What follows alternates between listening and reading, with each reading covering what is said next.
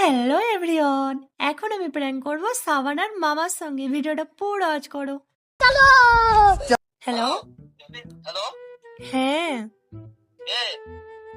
আমি সাবানার বান্ধবী। কোথা থেকে বলছো? আমি মোরারই।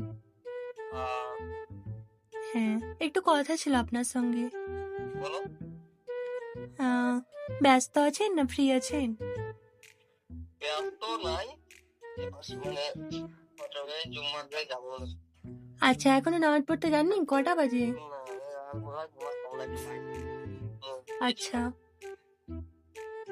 তো স্নান করলেন? না না না, আচ্ছা, তো সাবানের কাছ থেকে নাম্বারটা নিলাম আমি, ঠিক আছে।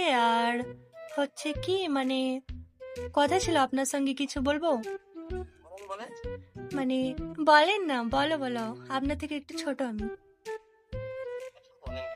হুম, তো আমি সাবানাকে অনেক দিন থেকে বলেছি কি আপনাকে আমি অনেক লাইক করি, মানে ভালোবাসি। আচ্ছা হ্যাঁ, তো ওটার জন্য আর কি।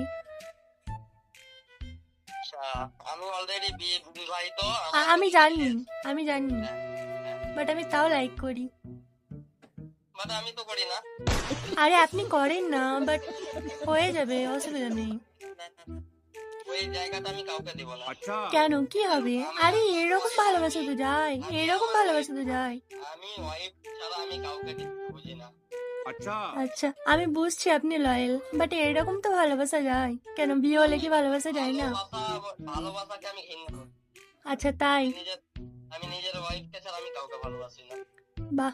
তুমি যদি কোনো বোন হতে চাও অবশ্যই হবে, আরে ঠিক আছে, শোনো, তাহলে তাহলে আমার বেস্ট ফ্রেন্ড হয়ে থাকবে।